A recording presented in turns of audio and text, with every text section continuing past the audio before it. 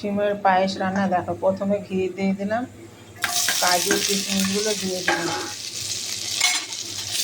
একটু নাড়াচাড়া করে নেবো, নিয়ে দুধটা ঢেলে দেবো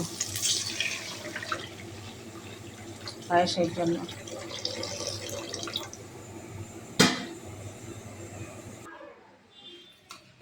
তো পায়েসের জন্য দিয়ে দিলাম 3টে তেজপাতা, দিয়ে দিলাম এলাচ,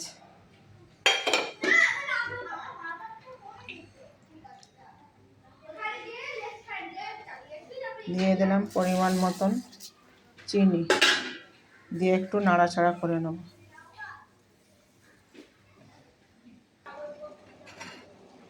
দিয়ে দিলাম সামান্য একটুখানি লবণ।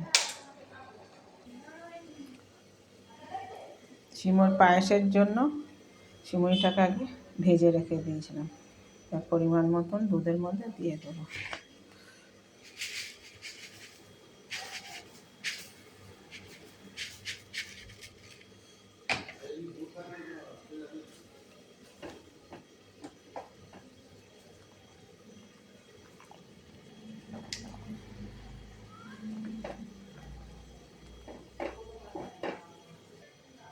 পায়েসের জন্য এবারে পরিমাণ মতন দিয়ে দিলাম ঘি,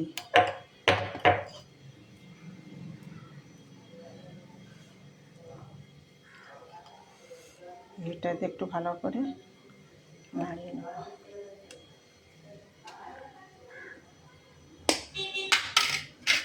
এইভাবে সিমই পায়েস করে খেয়ে দেখবেন, খুব সুন্দর হবে। Thank you. আমার ভিডিওটা ভালো লাগলে একটা লাইক দিয়ে সাবস্ক্রাইব করবেন। ওকে।